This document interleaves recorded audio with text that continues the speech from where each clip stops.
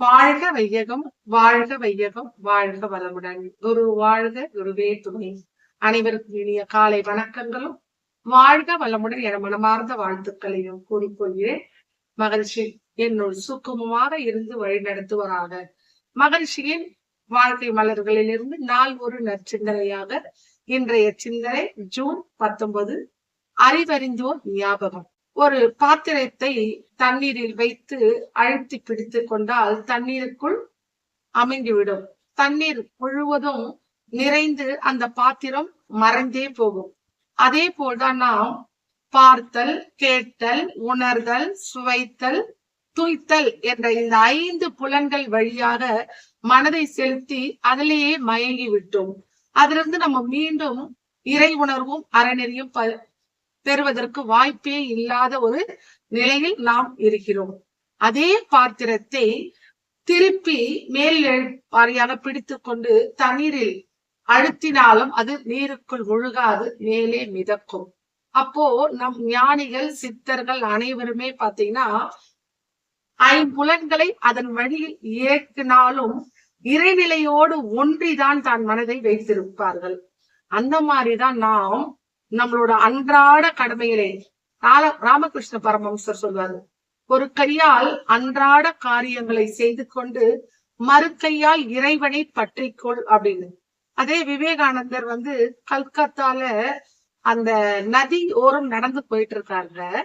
அப்ப சிறுவர்கள் என்ன பண்ணாங்க, குறிப்பாத்து சுடுறதுக்காக ஒரு பிராக்டிஸ் பண்றாங்க. அவங்க என்ன பண்றாங்கன்னா, முட்டை ஓடுகளை ஒவ்வொன்றாக ஒரு கொம்புல இணைத்து அந்த கொம்பை நதியில ஓரத்துல நட்டுட்டு அதை இவங்க துப்பாக்கியால குறி பார்த்து சுடுறாங்க. ஆனா ஒரே ஒரு குறி கூட அந்த ஓட்டுல படல.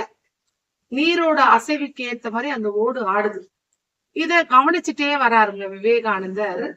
கிட்ட அந்த சிறுவர்களை பார்த்து கேட்கிறாரு, ஏன் நீங்க ஒண்ணு கூட உங்களால சுட முடியல அப்படின்னு. அப்ப அந்த சிறுவர்கள் சொல்றாங்க, இது சாதாரண காரியம் அல்ல அப்படின்னு. அப்போ அவரு அந்த துப்பாக்கிய வாங்குறாரு. வாங்கி ஒவ்வொன்னா பண்றாரு. அதுல இணைந்திருக்க அத்தனை முட்டைகளையும் அவர் சுட்டுறாரு. சுட்டோட பசங்களுக்கு ஒரு வியப்பு, மகிழ்ச்சி. எப்படி நீங்க இதுக்கு முன்னாடி எப்படி எல்லாம் இதுக்கு பிராக்டிஸ் எடுத்தீங்க, நீங்க துப்பாக்கி எல்லாம் எப்படி பிடிச்சீங்க அப்படின்னு அவர் கேக்குறாங்க. அவர் சொல்றாருங்க, இதற்கு முன் நான் துப்பாக்கியை பயிற்சி எடுத்தது இல்ல, முதல் முறையாக இன்று மட்டும்தான் நான் அந்த துப்பாக்கி யூஸ் பண்ணேன்னு சொல்றாரு. ஆனா அந்த பசங்க நம்பவே இல்லை. அப்ப அவர் சொல்றாரு, ஒன்றுமே இல்லை, என்னோட கவனத்தை அதுல நான் குவிச்சேன். மனதை ஒருநிலைப்படுத்தி ஒவ்வொரு முட்டையா என் மனதை குவித்து நான் சுட்ட சொல்ல எனக்கு ஒண்ணு கூட தப்பல.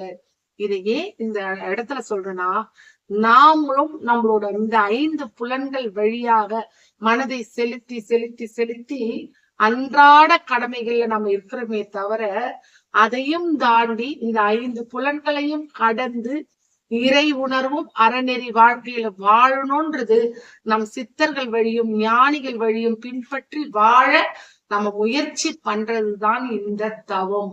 தவத்தால மட்டும்தான் நம்ம மனதை ஒருநிலைப்படுத்த முடியும். அதுதான் திருவள்ளுவர் சொல்லியிருப்பாரு, தவம் செய்வார் தம் கருமம் செய்வார், மற்றெல்லாம் அவம் செய்வார் ஆசையின் உட்பட்டே. அப்ப தவம் செய்யறவங்க தான் தன்னோட வேலையை, ராமகிருஷ்ண பரமஹம்சர் சொல்வார் ஒரு வார்த்தை, வந்த வேலையை பாரு. வந்த வேலைன்னா என்ன? மத்த வேலை எல்லாம் வேலை கிடையாது. எங்கிருந்து வந்தோம், மீண்டும் நாம் எங்கு போக போகிறோம், அதுதான் அவர் வந்த வேலையை பாரு அப்படின்றார். அந்த மாதிரி ஞானிகள் நம்மளை உயர்த்தவும் உயர்ந்த வழியில் நடத்தவும் தான் நம்மள வழி நடத்திருக்காங்க. இதுதான் நம்ம அறிவறிந்தோரோட ஒரு ஞாபகமா நாம எடுத்துட்டு அந்த வழியில் மகரிஷியை பின்பற்றி வாழ்வை இன்பமயமாக வாழ்வோம் என்று கூறி இன்றைய சிந்தனையை நிறைவு செய்து கொள்கிறேன். வாழ்க வளமுடன்.